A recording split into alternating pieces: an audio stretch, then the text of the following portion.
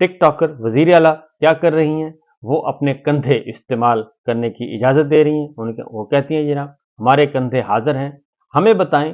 کیا کرنا ہے اور اس قیدی 804 کا کیا بندوبست کرنا ہے، ہم حاضر ہیں۔ چچا سامنے نہیں آ رہے، چچا سمجھدار ہیں، بھتیجی آ گئی ہیں کیونکہ بھتیجی نے چچا کی جگہ لینی ہے مستقبل میں، اور ان کا خیال ہے بھتیجی کا کہ اگر میں اس وقت سروسز دوں گی، اپنے کندھے استعمال کرنے کی اجازت دوں گی، تو پھر مستقبل میرا ہے، چچا کا پتہ کٹ جائے گا اور ہم آگے پھر موجیں کریں گے۔ اس لیے صوبائی کابینہ نے اپروول دی کہ جناب عمران خان صاحب کے خلاف ایک مقدمہ قائم کیا جائے، اور شیخ مجیب کی طرز کا تو کم از کم یہ عقل کے اندھوں نے یہ تو مان لیا، خود ہی مان لیا عظمہ بخاری صاحبہ نے، کہ یہ 70 اور 71 والے حالات ہیں، اور عمران خان صاحب کو شیخ مجیب بنا دیا۔ اور شیخ مجیب کون تھے؟ شیخ مجیب الیکشن جیتے تھے، شیخ مجیب کے ساتھ عوام تھی، شیخ مجیب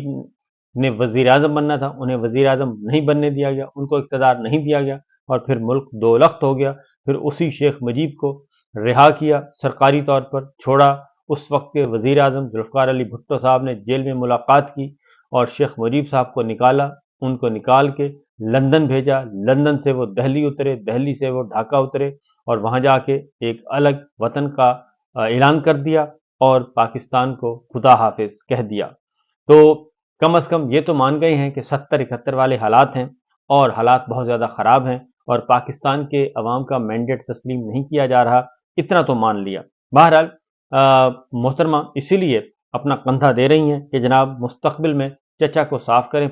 چچا کا پتہ صاف کریں، میں حاضر ہوں، میں آپ کی تابع دار رہوں گی اور ہر طرح کی تابع داری کروں گی، اور میں بس اقتدار مجھے انجوائے کرنے دیں، مجھے اپنے کام کرنے دیں، باقی سب کام آپ نے کرنے ہیں۔ معاملہ یہ ہے، اس وقت میرے سامنے کچھ خبریں ہیں۔ کل خصوصی سرمایہ کاری کونسل کا اجلاس ہوا، اس کے بعد پریس ریلیز جاری کیا گیا۔ اس سے پہلے وزیر اعظم شہباز شریف صاحب نے فارم 47 کے انہوں نے ایک تقریر جھاڑی، اور تقریر میں کہا کہ پتہ نہیں آسمان زمین و آسمان کے قلابے ملائے کہ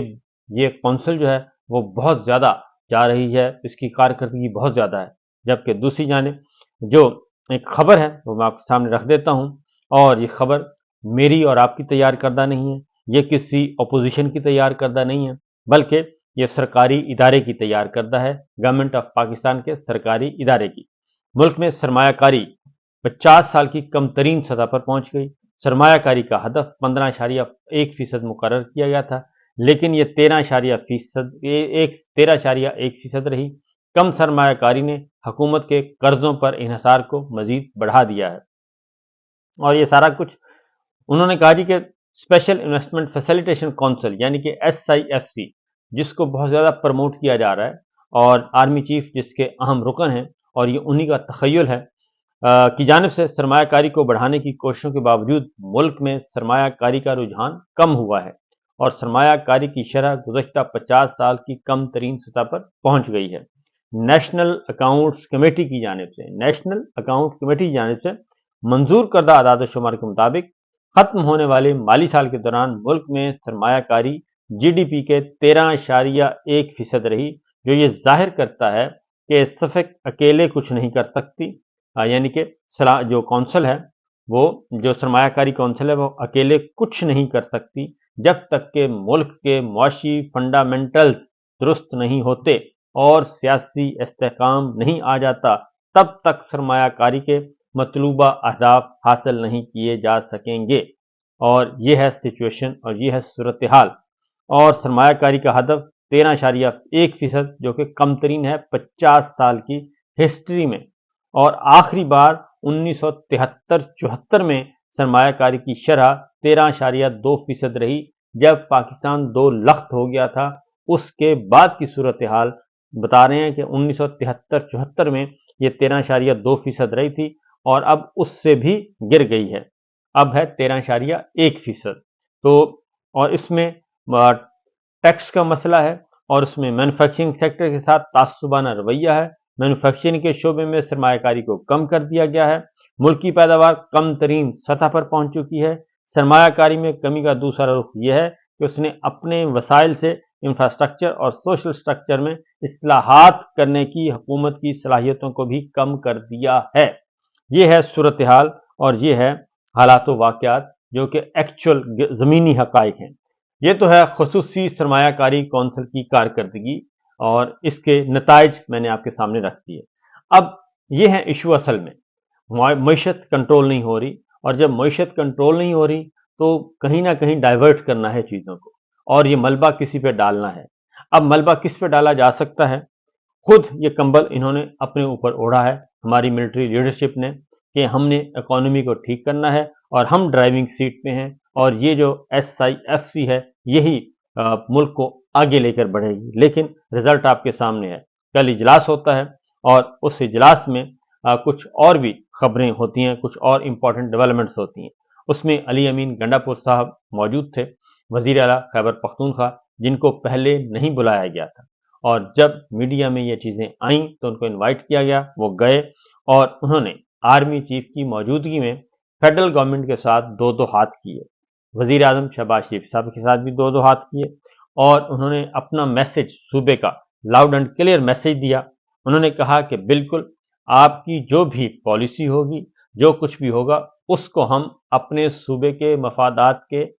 پہ پرکھیں گے۔ اگر وہ صوبے کے مفادات کے مطابق ہوا اور صوبے کے مفادات اور صوبے کے حقوق متاثر نہ ہوئے تو ہم ایسی ہر ایفرٹ کی تعاون کریں گے، ادروائز ہم کوئی تعاون نہیں کریں گے۔ دوسرا انہوں نے کہا کہ ہم نے وہ بجٹ پہ چونچرا ہو رہی ہے، انہوں نے کہا جی ہم نے بالکل اپنا بجٹ پیش کیا ہے، اور IMF کی بیساکھیوں کے بغیر، کسی عالمی ادارے کی بیساکھیوں کے بغیر